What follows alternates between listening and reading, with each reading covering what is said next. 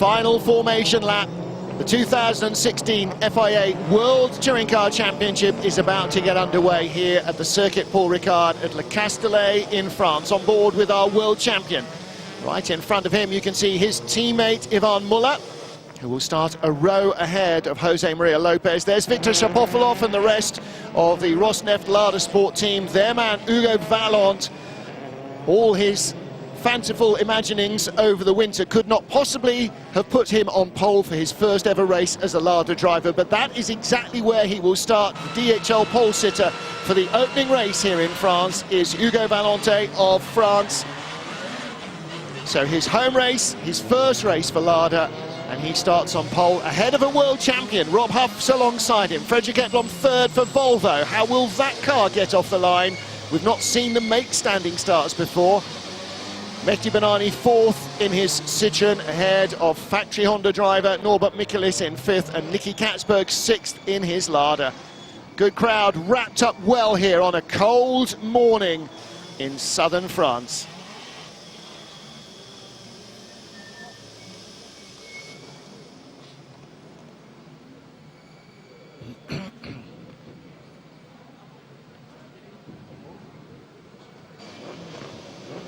Team boss Sebastian Loeb watching as his cars take to the grid with everybody else's. The opening race of the FIA World Touring Car Championship here at Paul Ricard in France. Red lights are on and away they go. Good clean start from Rob Huff, gets ahead of Hugo Vallant. Too much wheel spin for the Lada. Fredrik Ekblom in the Volvo, looking down the inside. Huffy turns in front of Mehdi Benani, and contact between Ekblom and Katzberg. Ekblom is an experienced touring car racer, but doesn't want to get involved in that. Norbert Michelis in fifth position. Katzberg, beg your pardon, Vallant up to third. Ekblom trying to hold everybody off in both mirrors. Norby gets sideways. Who got into him? That will have been Nicky Katzberg. And Katzberg trying to go around the outside. Tom Coronel beside him, Yvan Muller in the middle of that, then Thiago Montero. There's Nicky Katzberg, here's Tom Coronel, drafting past him up the straight, up towards Senior. Turning in fifth gear, shading into sixth position maybe, as the sixth gear rather, as the cars lose a bit of weight when the fuel burns off. Katzberg holds his spot right behind Norbert Michelis. Michelis in the grey, white and red Honda. And again, Coronel looking to the inside of Katzberg. Tom Coronel rejuvenated. He's got Yvan Muller right behind, the other of the red and grey Citroëns. That's the new factory colour scheme to get used to this season, is Jose Maria Lopez. We're on board with him. And Lopez trying to come around the outside of car number two, Gabriele Tarquini. Tarquini around the outside. Look at the traction that the Lada has got. It can drive around the outside of the world champion Citroën. That is a big step up that Lada have made this season.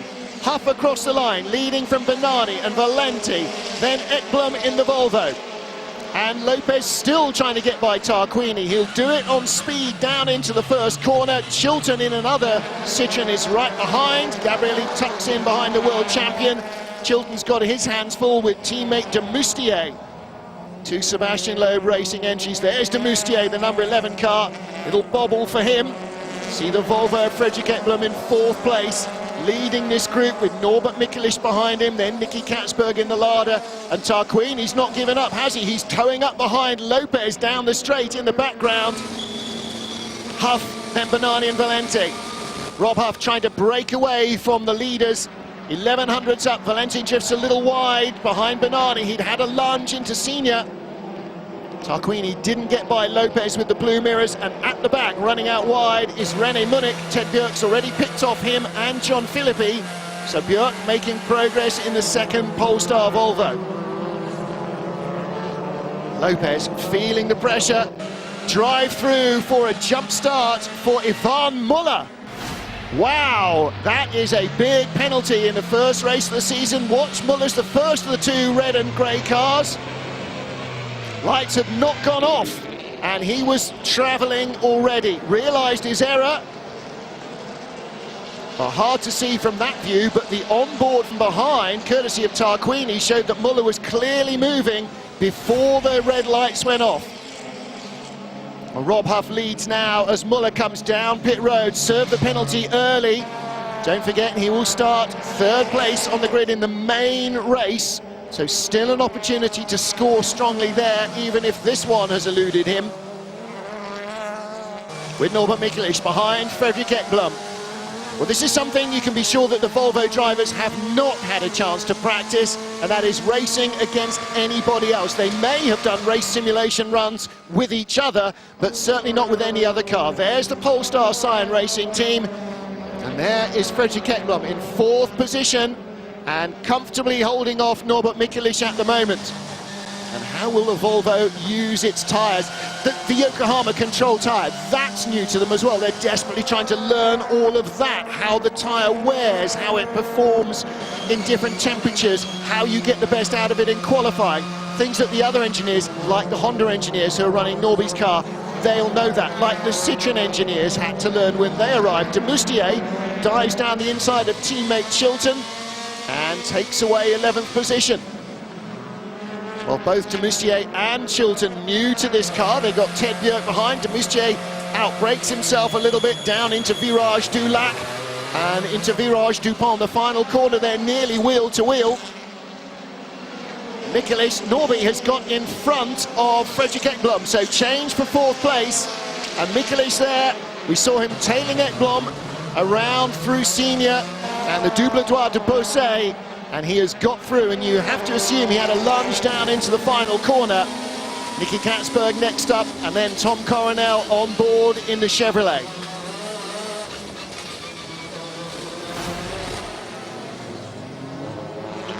Well, let's take a look. The replay shows Norby into the final corner, Virage du Pont. That's experience of the circuit as well. Neither Ted Bjerk or Fredrik Ekblom have ever raced at the circuit Paul Ricard.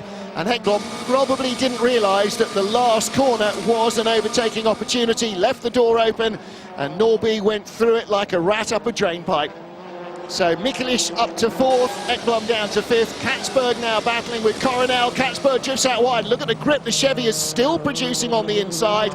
Drifts out a little wide on the exit, but he has got by, and Thiago Monteiro trying to get in there as well. Goes the long way around the outside, that gives him the inside, but no, Katzberg shuts the door, and behind him is Jose Maria Lopez, who is in 9th spot now, will earn points at the moment from this first race of the season. Whoa, down the inside, Monteiro makes a lunge at Katzberg. The tighter line on the inside, though, as he comes off the corner means he can't get on the throttle quite as early as the Lada driver, but he's now got Lopez lining up behind him, trying to help him with the tow. Lopez is also trying to get by Katzberg. He's on the inside, and Nicky is going to lose 2 spots. Or is he? Goes a long way around the outside. Monteiro goes through, but Katzberg shuts the door on Lopez. Remember, we had a Lopez, and was it Lopez and Tarquini incident there last year, wheel to wheel, door to door for the lead of the race. Oh, and turned around, Fredrik Ekblom. That was Ekblom, spun in the 2nd corner. You saw Ted Bjerk going through, so who made contact with him? Tom Coronel was the next car up, and Tom is slowing, or has slowed a little on the straight, and Thiago Monteiro's got by him. So Monteiro is now 5th in the red, white and green Honda. Coronel, the DHL Chevrolet, is in 6th, and the yellow car of Nicky Katzberg in 7th position. Then up to 8th is Jose Maria Lopez, 9th Gabriele Tarquini. And Katzberg trying to hold off Coronel. Oh, runs out of road. Comes back on just inside the Dutchman, but I think he's going to have to yield here because he knows that he exceeded track limits. So his best opportunity here will be to try and shut the door and get inside in front of Jose Maria Lopez, and he's not done that. That wasn't a good move by the Dutchman. He knocked Coronel out. Coronel's lost a spot, Katzberg has lost a spot, and Lopez went up 2. And here comes Tarquini, the 4th of those cars. The other Lada, they're going 3 wide into the 1st corner. And Tarquini bails out of that, knows that disaster lies in that direction. Lopez, 80 kilos of success ballast on board his Citroën, can barely get away from the Chevrolet of Tom Coronel. Manages to keep his nose in front, and Lopez driving cannily here, but desperate to pick up points with Ivan Muller, who he must see as one of his main championship rivals, certainly. Muller unlikely to score here after that drive-through. Ted Bjerg, the blue Volvo, behind Gregoire de Moustier. Bjerg is up to 10th place, I think, now, or 11th position. Lots of jiggery-pokery going on in the order. Rob Huff still leads by 2.6 seconds, seeing nothing of him. Oh, and damage on the left rear corner. Fredrik Ekblom not going to finish the race. Now, was that a breakage or was that contact? Hard to tell. What we need to see is Tom Coronel's view of that. Picked up that one too late to see whether there was contact. Coronel had to take avoiding action. Doesn't seem to be any marks on the front of his car.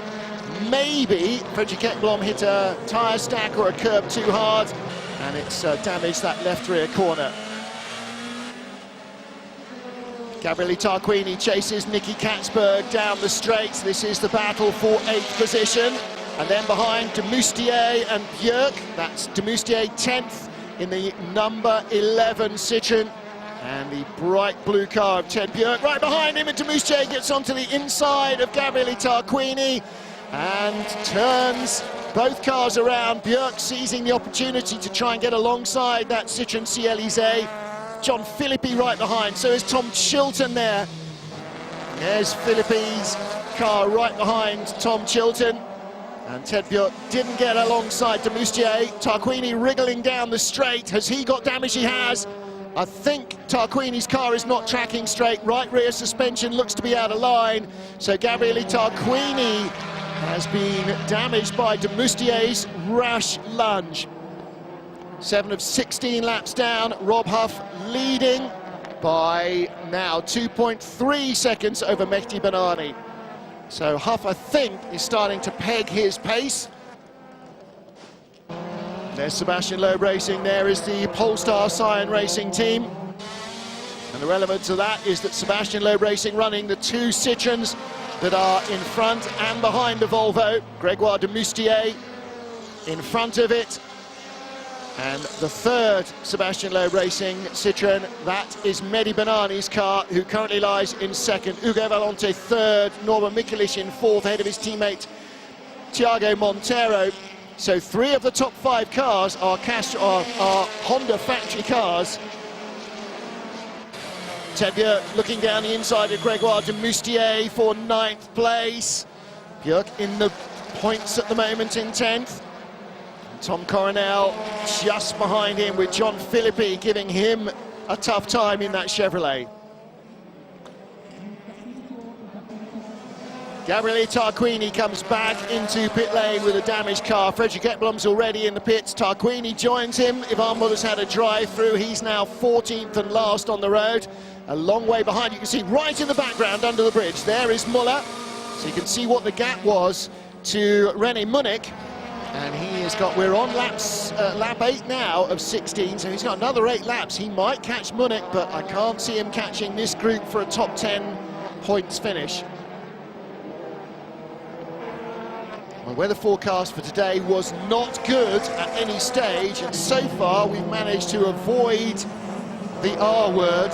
Let's hope that that continues at least for the first race. There's Tarquini's car, big damage. Suspension part or just a tire puncture? No, I think he's also the suspension, I think. Yeah, Gabriele saying he thinks it was also suspension. He's absolutely right. You can see the hub there was nothing like pointing forwards. It's out sideways. So a damaged arm at the left rear, and I would think that they will be looking at that incident between Gregoire de Moustier and Gabriele Tarquini. De Moustier definitely hit Tarquini on the inside. Whether it was avoidable or not is for somebody else to decide. Coronel now with Katzberg behind. 2 Dutch drivers. Very different cars. And there's de Moustier just ahead of Ted Bjerg. The Volvo giving a good account of itself in this first race of the championship. Qualified strongly, the car's showing good pace, and it's holding its race pace as well. Ted Bjerg, fastest race lap, 1:31.55. Last lap, 1:32.7, so 1.2 seconds away, but he's been held up by de Moustier.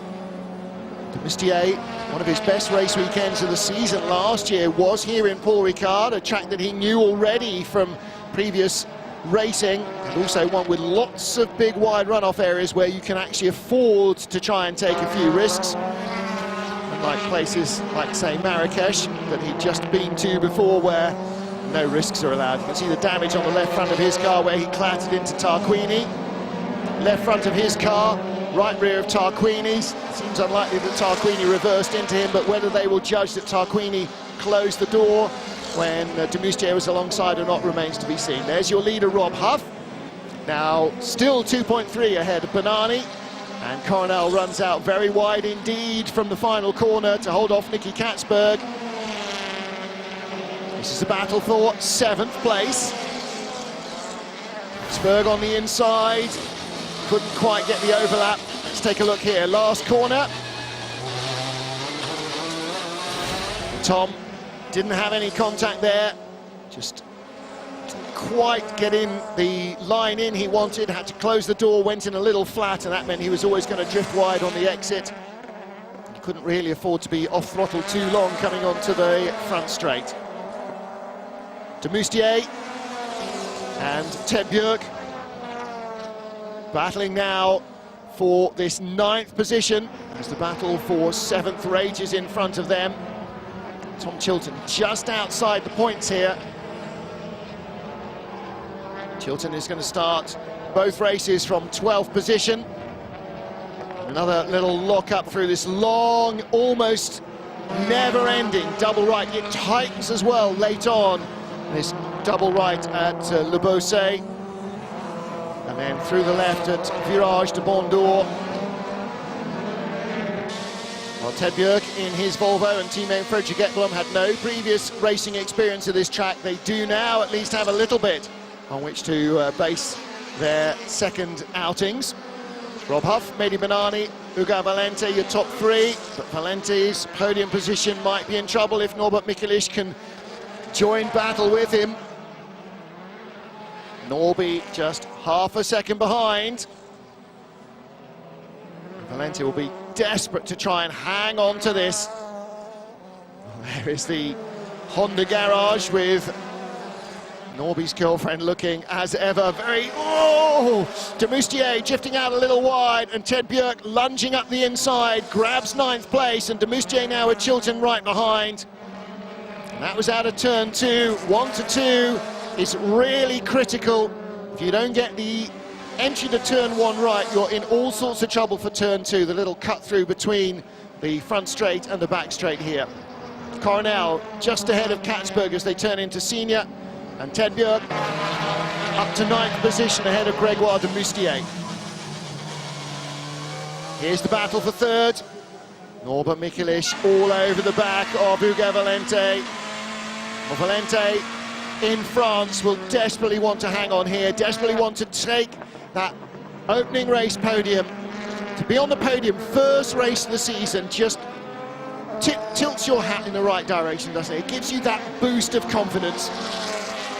And for the Lada team, the pace of the Vesta versus the Honda Civic, versus the Volvo, versus the success ballasted Citroens is very evident. I think we've got a fairly level playing field at the moment.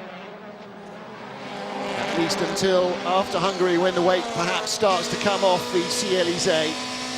Then we might see its performance start to climb back up again. At the moment, leading Citroën Cielizé is the world champion, Jose Maria Lopez. He's up to 6th position. I beg your pardon, of course it's not, it's Mehdi Benani, he's in 2nd position. There is Lopez on his own in the background, the red and grey car. Alessandro Mariani and the men at Yasport watching as Rob Huff continues to lead. They've still got 3 cars in the top 5.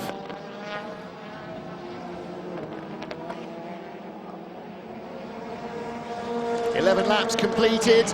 We're on lap 12 of 16, the opening race here in France, and now Norby has been caught by Thiago.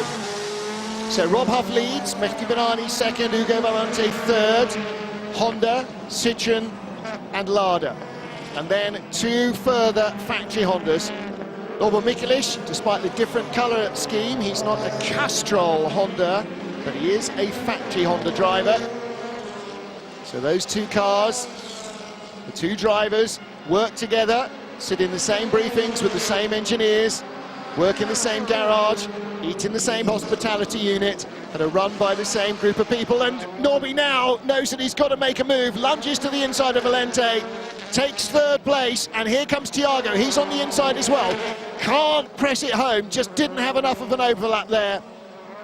But Valente all over the curbs. Thiago now lunges to the inside at Chicane du Nord. No, he doesn't. Didn't have an overlap there, but he'll be behind Valente on the Mistral.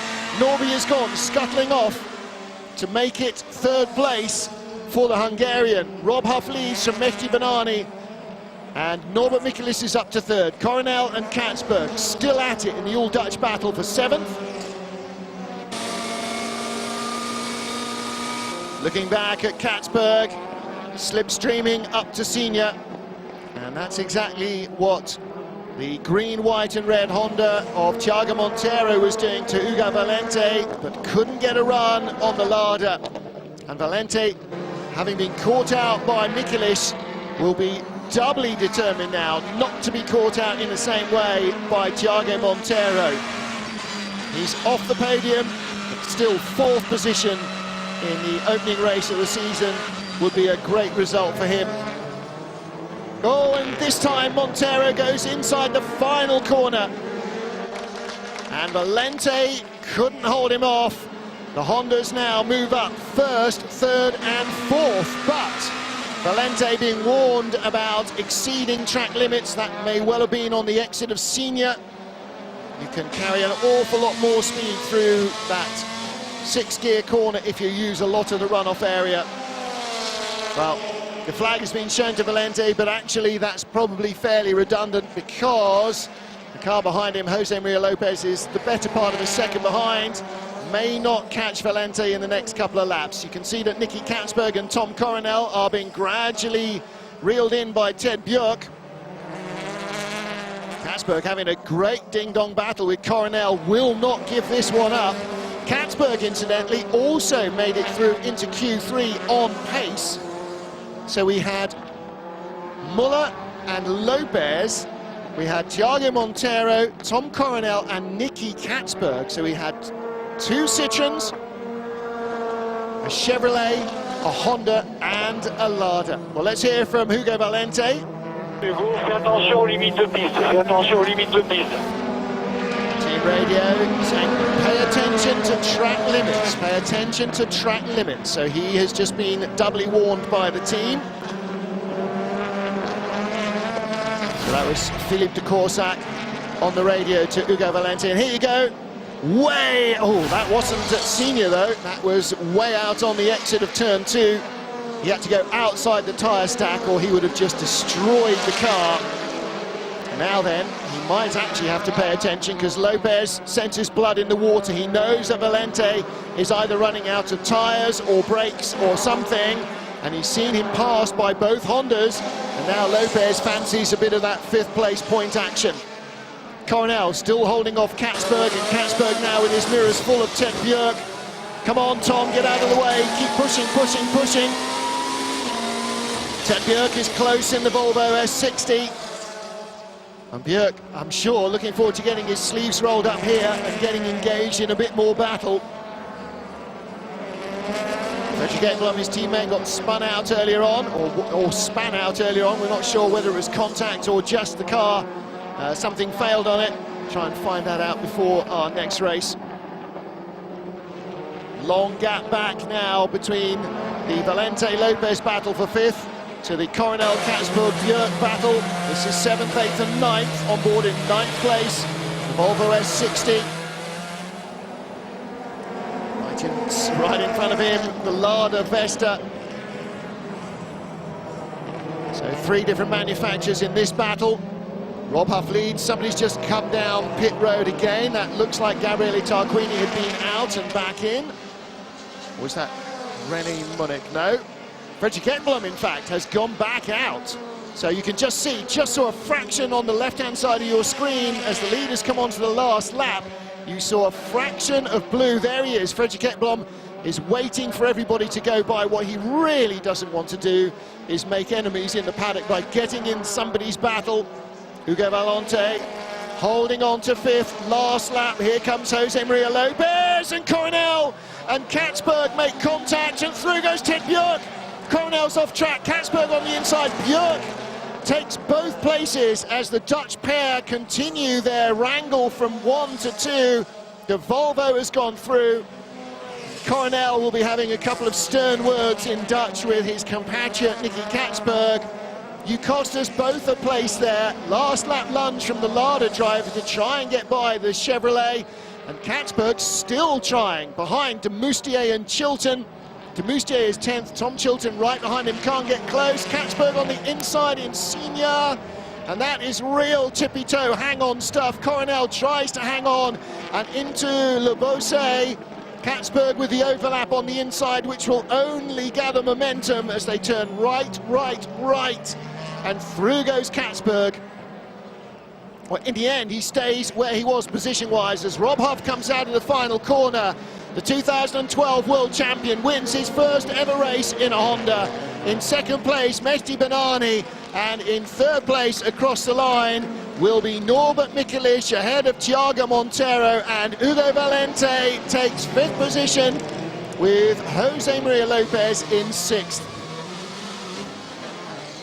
Well, you see the Citroën battle behind, but Ted Björk, the second of the blue Volvos, takes seventh place ahead of Nicky Katzberg and Tom Coronel. Grégoire de Moustier, the last of the point scorers, in 10th ahead of Tom Coronel. But for the Honda team, for Yas Sport, 1, 3, 4. Well done, boys. Great effort. Well, Rob Huff complained about vibration throughout qualifying yesterday evening. Caught up with him, he said, we found out what it was. The front splitter, the big shelf at the nose of the car that generates so much downforce, was fractionally loose. It was chattering away under high load. And that has gone, and he now has a winning car on his hands.